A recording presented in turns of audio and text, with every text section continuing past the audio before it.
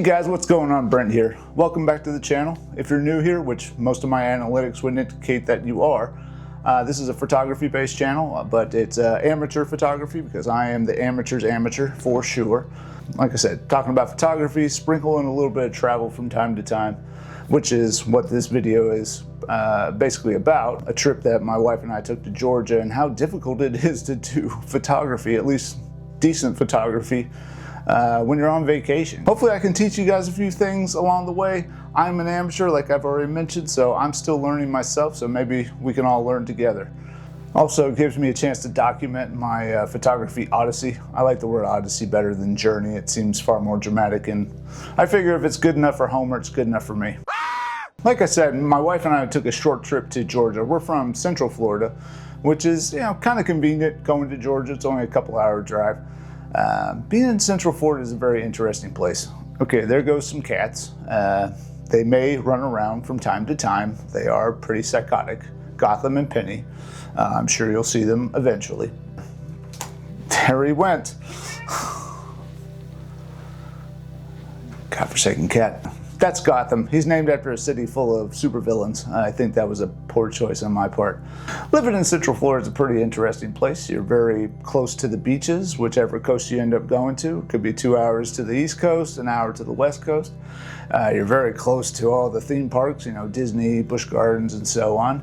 But you're also not terribly far from Deliverance.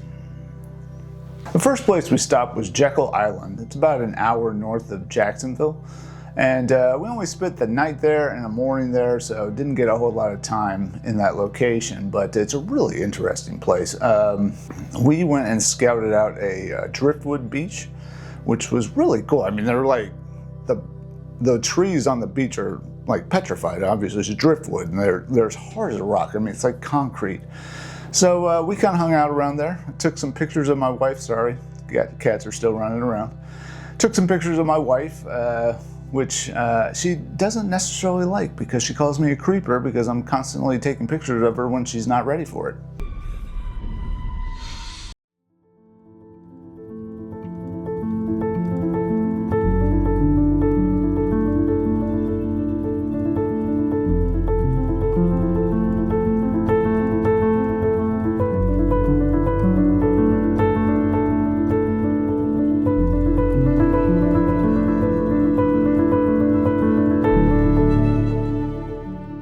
So we checked out that driftwood beach, and we decided we were going to come back the next morning for sunrise, and hoping that we'd have really good conditions. Well, we got there, and just as you would imagine, we didn't have great conditions. It was not a cloud in the sky. It would have been lovely to have some clouds for that morning sunrise, but unfortunately we didn't get that. And I always pride myself on being able to take a picture in any condition, at least use the creativity that I've got to kind of find something that at least I'm mildly proud of, or at least worth posting on some social media outlet. When I don't really want anyone to see it, a Facebook group. Actually, when I really don't want anyone to see it, my Instagram.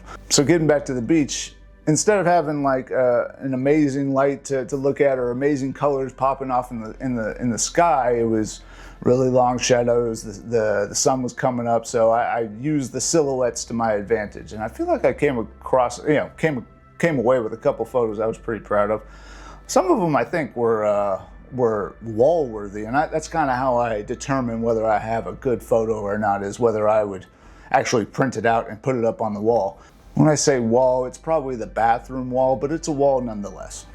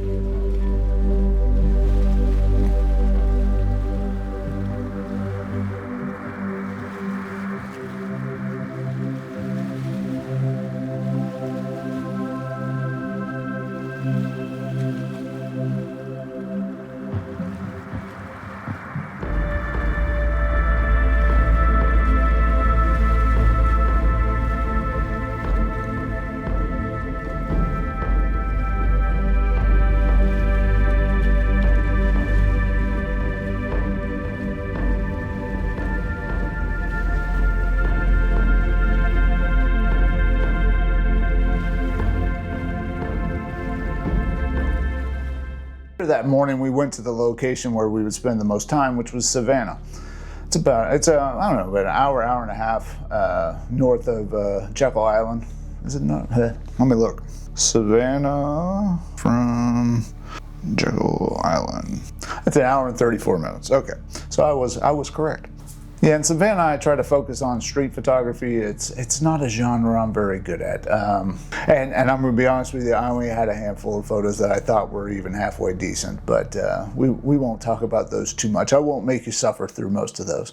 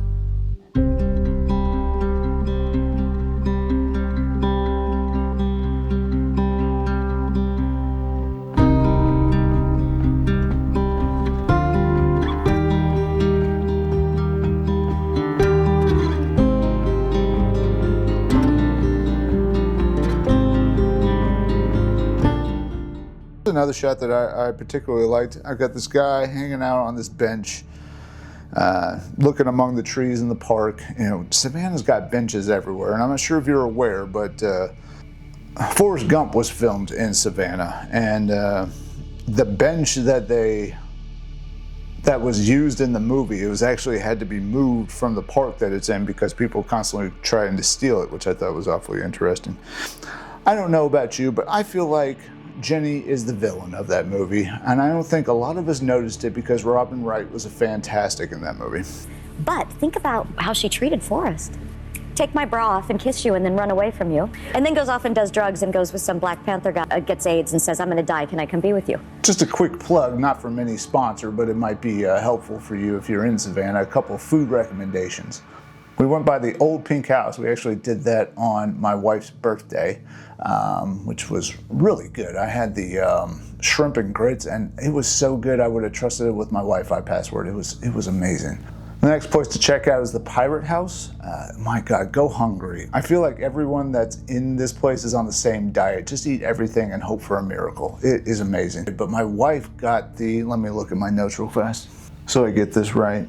She got the honey pecan fried chicken. It's literally a half a chicken. They bring you a chicken breast, they bring you a chicken leg, chicken thigh, like it's half a chicken. It was so good. I really had a bit of food regret, but luckily she's a tiny lady, so she couldn't eat it all, so I got to partake, so I thoroughly enjoyed it.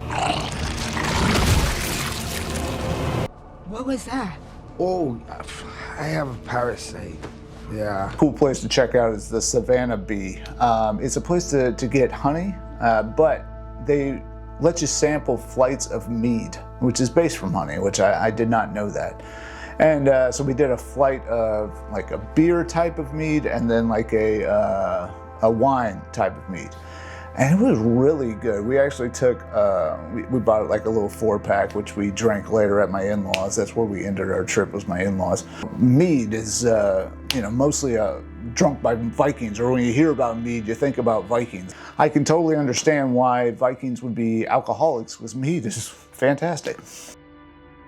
Not only did we hang out in Savannah, we also went to a place called Wormslow Plantation, which is not terribly far from Savannah. It's basically in the same general area. But unfortunately, you couldn't get in there until after like 9 o'clock, I believe is what the opening time. But shooting in a place that may not have optimal conditions is not necessarily a bad thing. I mean, it kind of gets your creativity going, or craziness going, which in my case is the absolute truth.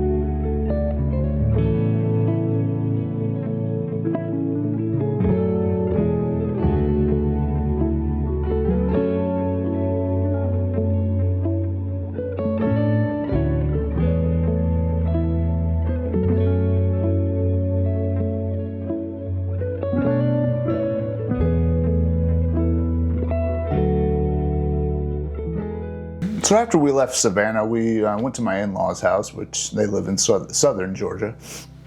Didn't really get too many opportunities for photos there.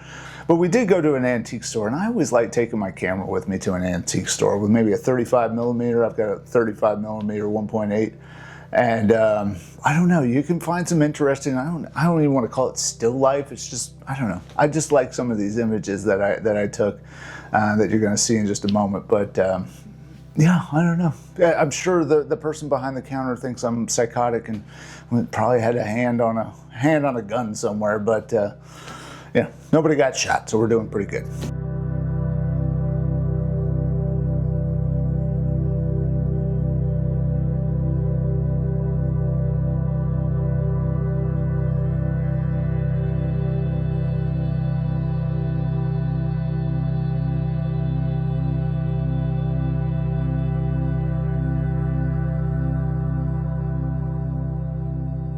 So that's basically it for the trip. And to get back to the subject of this video is just travel photography is hard, you know, especially when you're just on vacation for a week in a location. You can't get into the places and times that you felt like, you know, would be optimal, or you just don't get the conditions that you were hoping for. You just kind of had to make it work. And I like I said, I always kind of pride myself being able to take a photo in most any condition, really harsh light. I feel like black and white is kind of like a cheat code for stuff like that. And I never really thought about that until I was watching a YouTube video. And if I haven't already mentioned it, which I don't think I have, is I'm basically YouTube trained. When I talk about photography, I took a short class online just to kind of teach me about a camera and understanding the exposure triangle and how all that works together, and you know what these different functions in your camera actually do, and understanding composition a little bit more, and a little bit in editing. But really after that, I found quite a few people that I really like on YouTube, and luckily they're very forthcoming with information. You don't have to always buy their course or anything, or their ebooks or whatever. They make videos, you know, to kind of help you. And I wish I was able to, you know, be that good that I could actually help somebody learn photography. Who knows? Maybe I'll inspire some of you guys, you know. Nope. Nope. Nope. Nope. With some of my photos, and I'm planning on doing a lot more, you know, interacting with you guys, you know, obviously through the camera. But yeah, if you got any questions or you had any comments, you want to make sure you put them down in the comments section. If you got a hate-filled manifesto, I have no problem reading it. I'll give you some pointers if you need them. If you like what you see, give me a like, subscribe if you really are interested. I would certainly appreciate it. And stay tuned. So I'll see you guys later. After a very long intermission, my cat's knocked over my water, of course, everywhere. Normally the top stays on, but this time the top popped off. And yeah, that was about a 20-minute ordeal trying to clean up all this godforsaken water.